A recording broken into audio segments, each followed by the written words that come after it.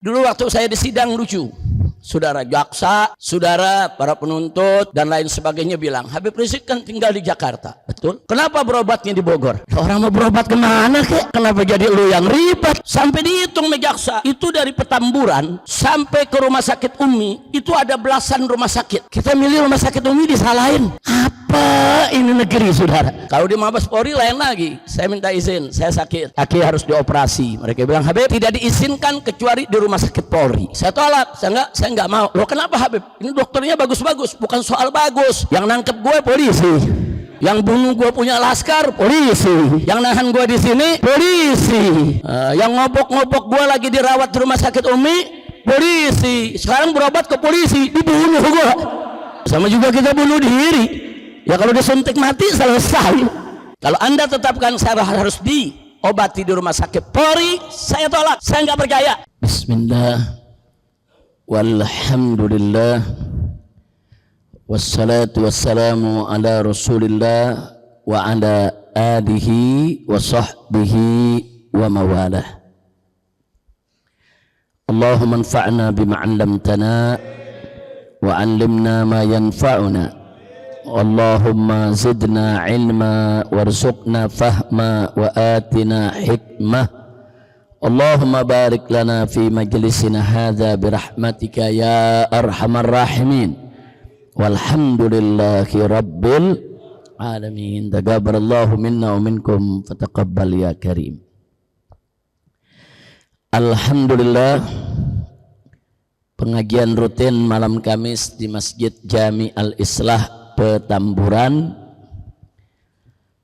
sejak 3 minggu yang lalu kita sudah mulai kembali, dan alhamdulillah para ustadz, para guru sudah melaksanakan tugasnya masing-masing sesuai dengan jadwal yang ditentukan.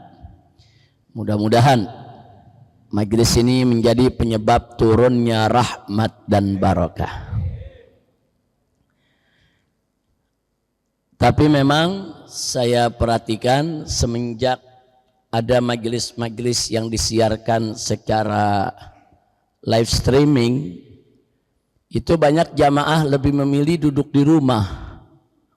Ada dengar pengajian dari rumah, sehingga mereka-mereka yang datang ke masjid jadi berkurang. Jadi perlu dipertimbangkan juga untuk live streaming, kecuali siaran tunda. Nah, jadi rekam buat siaran tunda aja. Jadi mereka-mereka yang ngelihat dari rumah ya cuma bisa dapat siaran tunda sehari, 2 hari, 3 hari baru dia dengar. Nah, untuk apa? Untuk kita lebih mendorong jamaah cinta masjid, suka masjid, memakmurkan masjid, kumpul di masjid. Karena kalau kita ngaji kumpul di masjid, barokahnya beda dengan kita mendengarkan siaran live streaming dari rumah masing-masing, kecuali kalau yang tinggalnya jauh, tinggalnya di Pulau Kalimantan, di Sumatera, di mana tempat. Nah, tapi saya lihat memang jadi kebiasaan saat ini generasi muda, dengerin di rumah juga bisa, dengerin di mobil juga bisa, live streaming juga bisa. Nah, jadi itu perlu kita antisipasi. Bagaimana supaya masjid-masjid nih di mana-mana makmur kembali, rame, dipenuhi dengan pengajian, insya Allah. Kemudian insya Allah saya sudah berazam selama saya sehat atau tidak kelelahan, kita upayakan setiap malam Kamis untuk bisa hadir di majelis ini.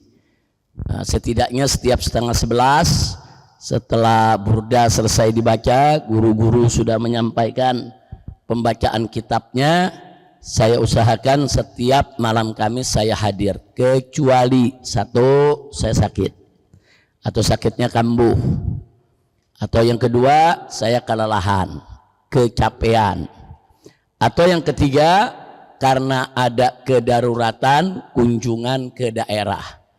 Nah, kadang-kadang di daerah itu ada hal-hal darurat yang kita nggak datang.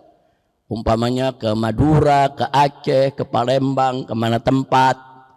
Nah itu 3 biasanya yang menjadi halangan saya untuk hadir. Tapi belakangan ini lebih banyak capeknya daripada keluarnya, saudara. Apalagi saya sudah melaksanakan semenjak sebelum Ramadan sampai hari ini 2 kali operasi.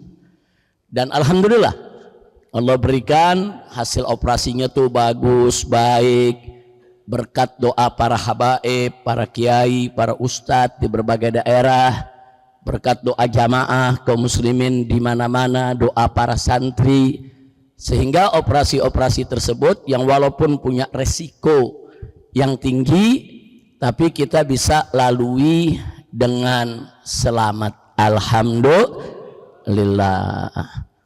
Bahkan sakit serupa yang saya derita, ada beberapa jamaah kita setelah saya selesai dioperasi ada yang datang, Habib, saya punya orang tua punya sakit sama, cuman selama ini saya nggak berani ngomong sama Habib.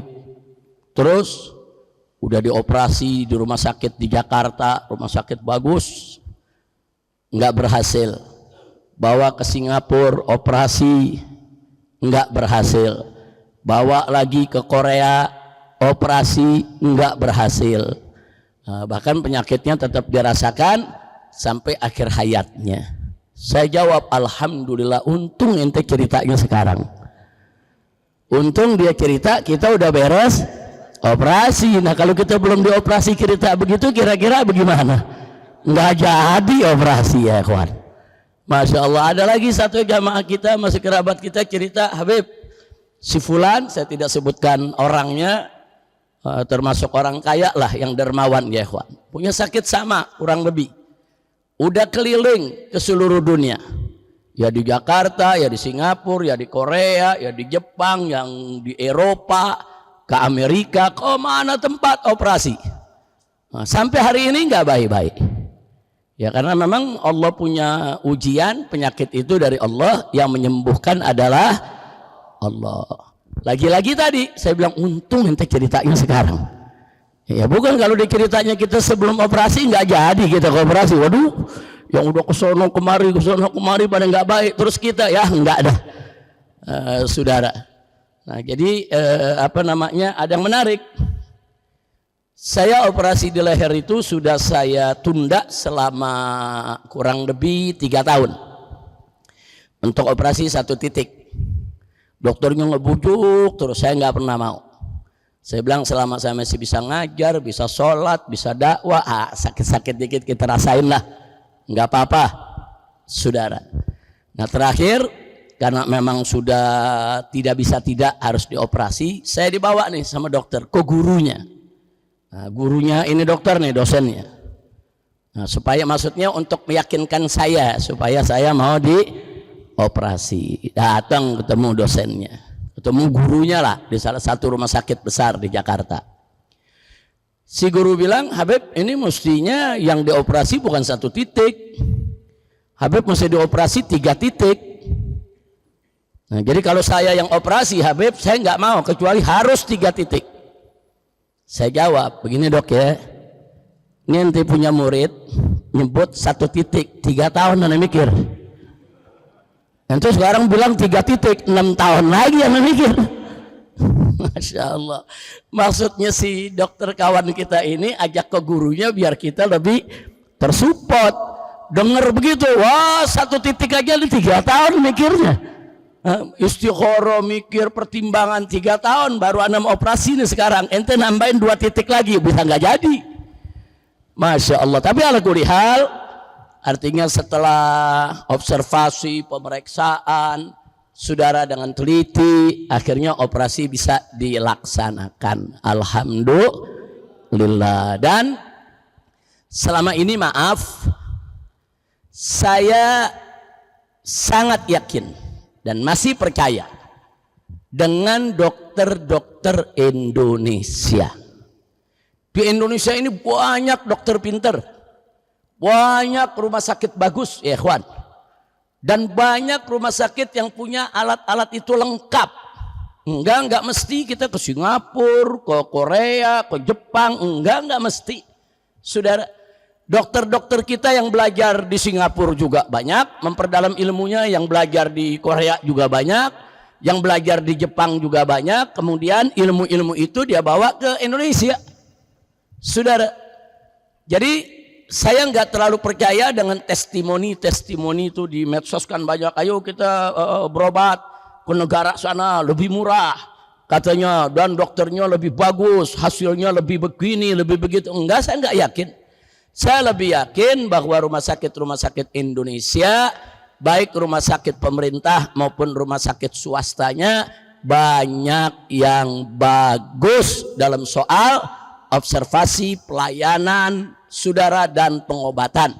Dan dokter-dokter Indonesia ini banyak dokter-dokter ahli, dokter-dokter hebat. Ya, bahkan banyak pakar-pakar Indonesia, dokter-dokter hebat diundang ke Jepang, diundang kemana tempat. Dia mampu mengobati yang di negeri Jepang sendiri belum ketemu.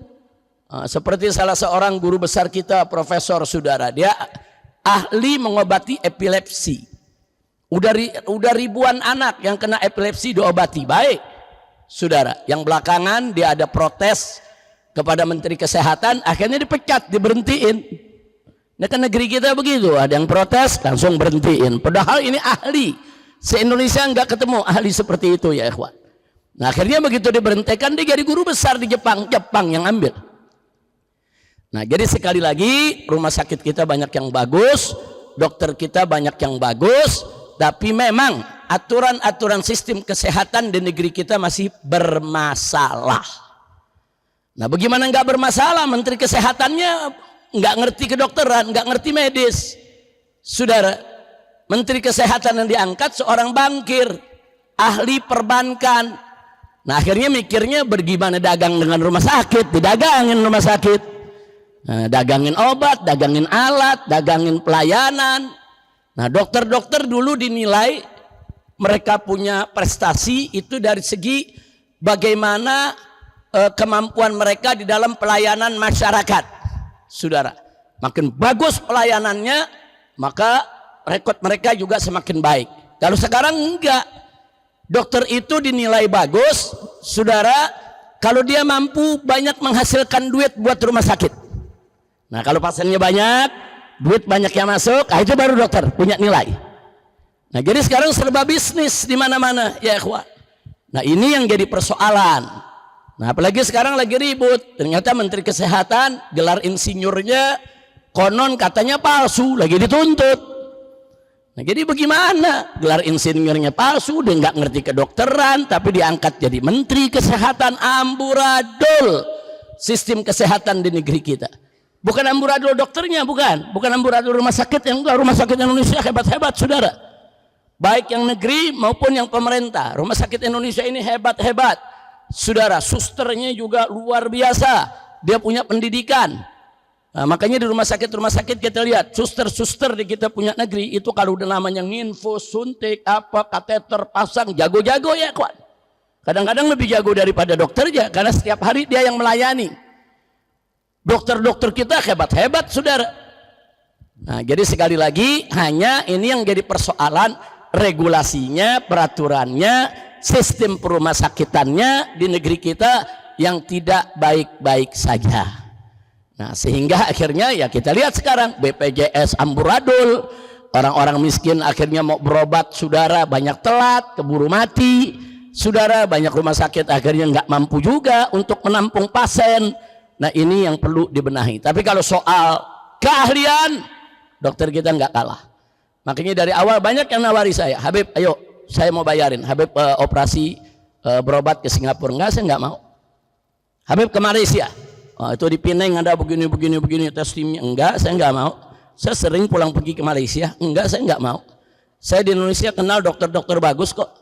Saya punya kenal dokter jantung yang bagus, dokter ginjal yang bagus, dokter paru yang bagus, dokter onkologi soal kanker juga ada yang bagus, dokter ortopedi, sub tulang belakang yang bagus, dokter saraf, bedah saraf, bagus-bagus kok Indonesia. Enggak, saya enggak mau. Ada yang nawarin, Habib bagaimana kalau ke Jepang, Habib bagaimana kalau Korea, ada yang lagi nawarin ke India. India juga terkenal dengan pengobatannya. Enggak, saya enggak mau, saya mau di Indonesia, saudara. Nah, jadi karena saya masih punya trust, kepercayaan dengan dokter-dokter Indonesia dan rumah sakit Indonesia. Saya nggak mau berobat keluar. Alhamdulillah di sini kita ketemu dokter-dokter yang bagus, dokter yang baik, dan rumah sakit yang pelayanannya juga bagus. Memang selama ini saya lebih memilih rumah sakit Islam. Kalau nggak terpaksa saya nggak mau ke rumah sakit lain. Di Jakarta saya berobat di rumah sakit Islam Cempaka Putih Jakarta. Peralatannya lengkap, pengobatannya bagus, dokternya juga pengalaman, suster-susternya juga Islami, saudara. Waktu-waktu sholat kita diingetin, alat-alat tayamum juga disediakan, saudara. Pengajian 24 jam, saudara, aman. Enak kita berobat di situ. Jadi berobat tuh hati tenang, mental enak, pikiran tenang. Obat serba lengkap, alhamdulillah. Guru dokter-dokternya juga banyak yang ikut pengajian, jadi aman, saudara. Nah begitu juga kalau di Bogor saya berobat di rumah sakit Umi, saudara, yang dulu diobok-obok itu. Nah, saya berobat ke sana diobok-obok sama wali kotanya, saudara. Nah, dia berusaha mengkriminalisasi. Sekarang wali kotanya diangkat jadi wakil menteri dalam negeri. Emang udah ngawur nih kita punya negeri ya kawan. Orang-orang bermasalah diangkat jadi menteri, jadi wakil menteri. Tahu standarnya apa? Mestinya orang-orang bermasalah seperti itu singkirkan. Itu yang bikin presiden kita akhirnya kerjanya jadi amburadul. Nah karena orang di sekitarnya orang-orang yang bermasalah, saudara. Dulu waktu saya di sidang lucu, saudara, jaksa, saudara, para penuntut dan lain sebagainya bilang, Habib Rizik kan tinggal di Jakarta, betul? Kenapa berobatnya di Bogor? Ya orang mau berobat kemana kek? Kenapa jadi lu yang ribet? Sampai dihitung jaksa, itu dari Petamburan sampai ke rumah sakit Umi itu ada belasan rumah sakit. Dihitung, ada rumah sakit Pelni, ada rumah sakit apa nih Budi di sini nih, Bakti Mulia. Dihitung, kemudian begitu lewat Tebet ada rumah sakit Medistra, lewat lagi saudara ada rumah sakit PON. Dihitung sama dia, ini kan banyak rumah sakit, sampai sekian belas rumah sakit. Kenapa milihnya rumah sakit Umi? Kita milih rumah sakit Umi disalahin. Apa ini negeri, saudara? Saya mau tanya, kita mau berobat di mana aja boleh gak? Wah kita bayar. Dan saya berobat bayar nggak pakai BPJS, saya bayar, urusan saya dong, urusan sita kan. Diprotes sampai jaksa mengatakan, ada apa Habib Rizik berobat ke rumah sakit Umi? Padahal dari rumah Petamburan ke rumah sakit Umi ada sekian rumah sakit, sekian belas dilewati. Wow. Sampai rumah sakit depan rumahnya, maksudnya Pelni, saudara, dilewati juga. Ada apa?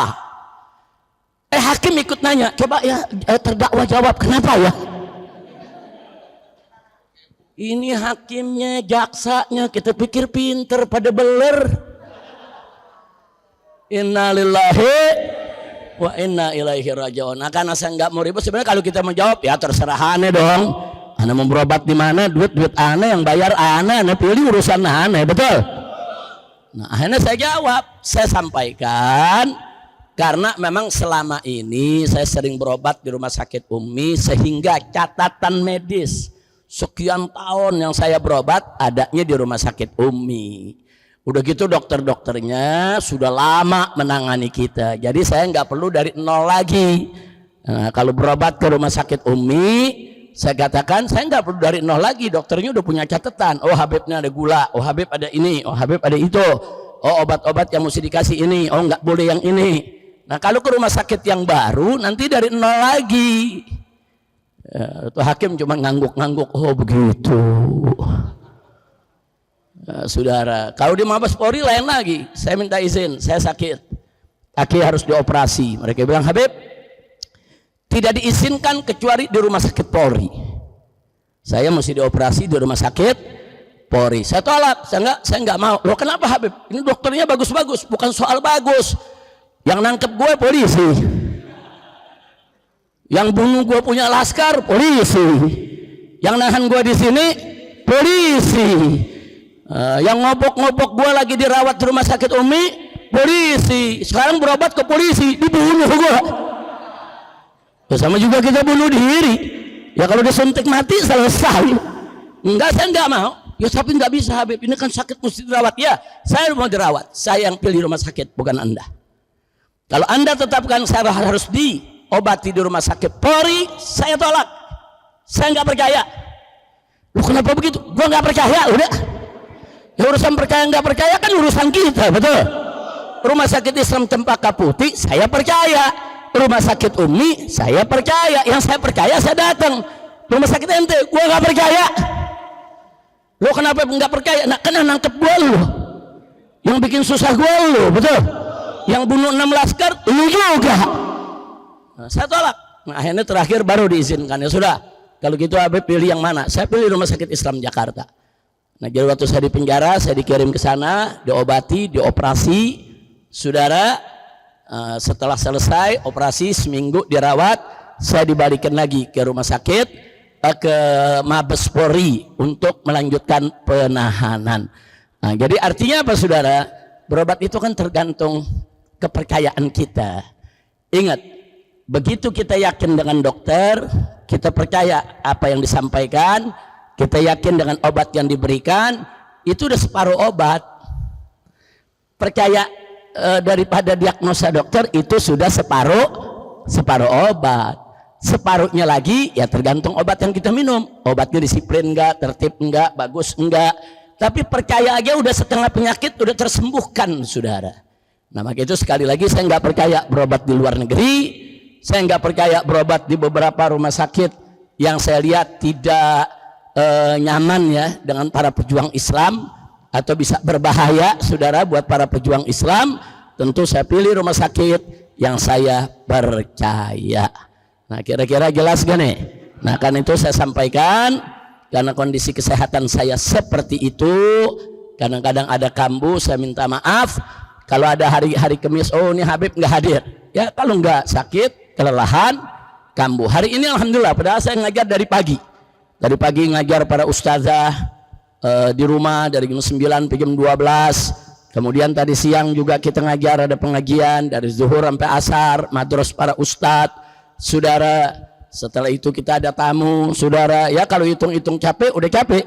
Tapi alhamdulillah malam ini saya lihat oh enak, badan bagus, saya hadir. Alhamdulillah. Jadi ini kurang lebih ini pembukaan yang saya mau sampaikan. Buat semua jamaah tolong kasih tahu yang lain, insya Allah setiap malam Kamis kalau tidak ada halangan yang syar'i saya usahakan akan hadir di tempat ini. Dan jangan lupa walaupun saya nggak hadir kan di sini kan gantian, ada Ketua Umum FPI Habib Muhammad bin Hussein Al-Attas mengajar, nanti yang berikutnya lagi ada Habib Hanif Sekretaris Majelis Syuro, saya punya menantu juga mengajar. Ada Habib Alwi di pekan pertama, yaitu bin Smith juga mengajar. Belum lagi mantu-mantu saya yang lain, ada Habib Hamzan, ada Habib Hussein, semua mengajar. Apalagi Kiai Haji Nurzaini Swanda. Wah kalau ini dipantek setiap malam Kamis ya kawan, dari dulu udah bertahun-tahun nih. Kalau yang lain mungkin sekali-sekali masih gantian, tapi kalau Kiai Haji Nurzaini Swanda memang dari dulu beliau ini tertib waktu, disiplin, bagus, betul-betul menjaga, yaitu supaya pengajian ini terus. Dan yang saya titipkan ke beliau bukan pengajian di sini saja. Dulu tahun 90 sampai 98, 8 tahun lamanya saya mengajar di Masjid Jame Luar Batang, saudara. Rutin saya ngajar dulu di sana. Nah begitu saya udah mulai sibuk sama FPI, sibuk ke daerah, buka cabang-cabang, saya minta kepada Kiai Nurzaini Swanda untuk pegang itu pengajian, jaga itu pengajian, jangan sampai pengajian itu bubar. Beliau pegang sampai hari ini. Sampai hari ini beliau masih pegang pengajian di Masjid Keramat Luar Batang, saudara. Nah jadi artinya kalau Kiai Nurzaini Swanda memang beliau sahabat saya, seperjuangan dengan saya, dan beliau betul-betul memegang amanat. Mana majelis yang diamanatkan, beliau datang tidak beliau lupakan. Alhamdulillah. Jadi jangan juga yang ngaji di sini, wah nggak ada Habib Rizik, udah dah. Nggak begitu, kita ngaji ilmu, betul. Di sini ngaji ilmu, ustadz-ustadz yang ngajar di sini saudara, Habib Hanif S3 saudara dalam urusan Islam, Habib Muhammad S2 dalam hukum syariat saudara. Ini yang ngajar kita sarjana-sarjana, ada yang sudah jadi doktor, ada yang calon doktor, saudara. Nah maka itu jangan sia-siakan kesempatan ini. Insya Allah. Saya mau tanya lagi, siap makmurkan kembali Masjid Al-Isra? Siap makmurkan kembali majelis taklim malam Kamis? Siap ajak kembali keluarga dan para sahabat kita? Takbir. Sallu ala Nabi. Nah baik, insya Allah mulai ke depan saya akan mengajar kitab Safwatul Ahaditsin Nabawiyah Asy-Syarifah. Kitab ini dikarang saudara oleh guru kita semua, yaitu As-Sayyid Abdul Qadir bin Muhammad Al-Makki Al-Kattani Al-Hasani. Nah, Al-Kattani ini saudara satu klan, satu marga yang memang dikenal sebagai gudangnya ulama ahli hadis dari Maroko, Maghrib. Ya, di Maroko itu ada dua keluarga besar, saudara, yang turun temurun, kakek, bapak, anak, cucu, cicit, saudara. Itu selalu mewariskan ilmu-ilmu hadis yang mereka miliki dari kakek moyang mereka dengan sanad-sanad yang bersambung. Nah, diantaranya satu keluarga saudara yaitu Al-Ghummariyah. Nah, keluarga Al-Ghummariyah itu ada Said Abdullah Al-Ghumari, saudara, itu juga Al-Hasani. Itu dari bapak, paman, anak, keponakan, cucu, cicit, semuanya ahli hadis sampai hari ini, sudah ratusan tahun. Nah begitu juga ini pengarangnya Al-Kattani. Nah kebetulan Al-Kattani ini Syekh Abdul Qadir ini cucu daripada datuknya yang memang ulama besar. Beberapa bulan yang lalu berkunjung ke majelis, ke madras untuk para ustadz di markas syariat, di majelis rumah saya ya ikhwan. Nah, beliau datang ketemu dengan para ustadz yang ikut ngaji di madras tersebut. Nah beliau kupas apa isi daripada kitab ini dan beliau ijazahkan. Beliau ijazahkan kepada semua yang hadir. Saya ada di situ, Habib Muhammad juga ada di situ. Kemudian Ustadz Haris, Buya Husain, banyak yang hadir, semua mendapatkan ijazah. Apa yang diijazahkan? Ijazahkan hadisnya dan sanadnya. Dan menijazahkan juga untuk membaca, memahami, mengajarkan dan menyebarluaskan. Nah, kami terima ijazah tersebut. Nah, saya belum punya waktu tempat di mana saya membuka ini kitab. Nah, karena di sini kita mulai pengajian lagi, saya akan mulai membuka kitab ini. Setiap pertemuan kita baca satu hadis. Kalau hadisnya pendek mungkin bisa 2 atau 3 hadis yang saling berhubungan. Sekaligus nanti kita belajar saudara soal sumber-sumber dari hadis ini. Apa kelebihan kitab ini? Kelebihan kitab ini, satu, dia hanya memasukkan hadis sahih saja. Paling rendah nilainya hasan. Dia tidak masukkan hadis-hadis dhaif dan lain sebagainya. Itu yang pertama. Jadi kalau kita baca ini, yang kita baca hadis sahih, nggak usah khawatir. Yang kedua kelebihannya, dia kumpulkan hadis yang disahihkan oleh beberapa ulama hadis. Jadi bukan sahih berdasarkan satu ulama hadis saja. Oh ada sahihnya karena Bukhari saja, enggak. Atau sahihnya karena Muslim saja, enggak. Atau sahihnya karena Bukhari Muslim saja, enggak. Dia tambahkan, oh hadis ini riwayat Bukhari, riwayat Muslim, dia tambahkan. Siapa lagi yang meriwayatkan? Oh ini ada di Ibn Majah, oh ini ada di Tirmizi, semua dia catat. Jadi setiap hadis yang beliau tuliskan di sini itu ada 4, 5, 6, kadang-kadang 10. Yaitu ulama hadis yang meriwayatkannya, sehingga tingkat kesohihannya sangat akurat dan tidak lagi kita ragukan ya ikhwan. Nah insya Allah ini kita baca. Jadi nanti saya berharap yang hadir di sini tuh baca, bawa apa namanya catatan, bawa tulisan, catat pelajaran-pelajaran satu persatu. Hadis tersebut akan kita terangkan insya Allah. Dan kalau belajar hadis seperti seperti ini, jadi nggak ribut lagi. Ini hadis sudah sahih, udah nggak usah pakai nanya lagi. Ini hadis dhaif, apa ini hadis maudhu atau bagaimana? Enggak. Udah gitu nggak terpaku hanya Bukhari Muslim saja, tapi juga diriwayatkan oleh ulama-ulama yang lain. Beliau menggunakan istilah di sini. Nanti kita bahas. Kalau beliau tulis qaf berarti muttafaqun alaih. Kalau beliau tulis kha berarti Bukhari, kalau beliau tulis mim berarti Muslim, kalau beliau tulis nun berarti Nasai, kalau beliau tulis ta berarti beliau tulis ta berarti Tirmidzi, kalau beliau tulis dal umpamanya berarti Abi Daud, saudara. Kalau beliau tulis to, nah itu berarti At-Toyalisi. Nah kalau beliau to ada tambungannya, saudara, nah itu berarti Imam Tabrani dengan 3 kitab mu'jamnya dan seterusnya. Nah jadi beliau cantumkan itu tanda-tandanya. Nah ini juga sangat membantu kita insya Allah. Tapi memang kitab ini hanya memaparkan kepada kita hadis dan perawi. Dia tidak menjelaskan isi kandungan hadis. Nah itu tugas kita. Kita yang mengajar, tugas kita untuk mengartikan, menerjemahkan dan menjelaskan arti serta maksud hadis tersebut insya Allah. Mudah-mudahan ini judulnya Safwatul Ahaditsin Nabawiyah Asy-Syarifah. Hanya 1 jilid ini. Saudara, ini diterbitkan oleh Dar Turkun Najah. Nah, Dar Turkun Najah. Ini setahu saya sudah ada di Indonesia nih. Ini sudah ada dijual di beberapa beberapa maktabah, silakan dicari atau buka saja di di Google, ada PDF-nya. Nah, cari judulnya, ada PDF-nya sehingga kita bisa buka lewat PDF insya Allah. Nah, itu saja pengajian yang saya mau sampaikan pada malam hari ini. Saya belum membahas apapun, kita bincang-bincang saja melepas rindu di antara kita, karena semenjak hari raya Idul Fitri baru hari ini kita buka kembali pengajian kita. Alhamdulillah. Dan sebentar lagi akan Idul Adha, seminggu lagi nih. Seminggu lagi akan ada Idul Adha. Selama Idul Adha, dari mulai hari Tarwih, saudara, hari Tarwiyah, saya sekeluarga insya Allah ada di Pondok Pesantren Megamendung. Jadi mulai dari hari Senin ya. Dari hari Senin, Selasa, Rabu insya Allah kita lebaran. Nah, Rabu kita lebaran.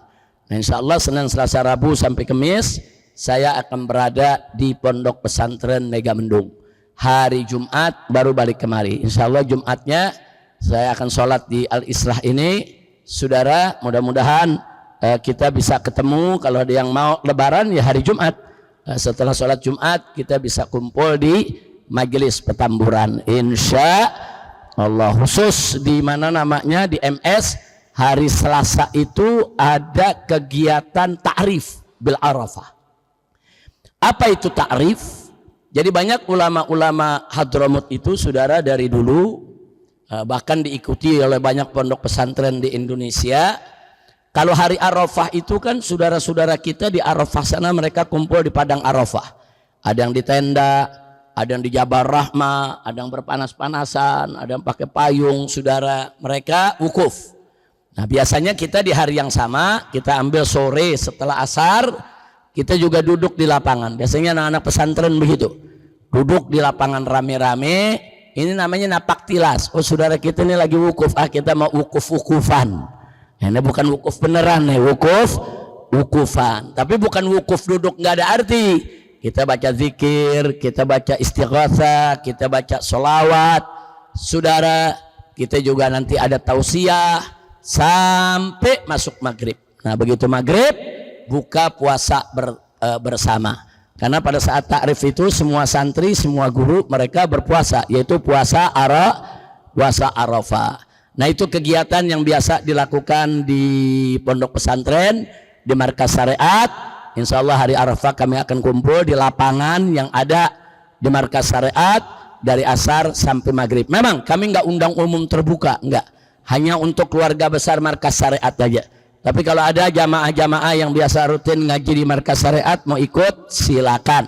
Waktunya dari asar sampai maghrib, buka puasa bersama dan takbiran bareng. Karena itu udah masuk takbiran, malam takbiran. Insya Allah, itu saja yang bisa saya sampaikan malam hari ini. Tolong salam buat yang lain-lain yang belum hadir, untuk utamakan hadir di masjid, jangan dengarkan lewat live streaming. Jangan lupa live streaming kadang-kadang juga diganggu.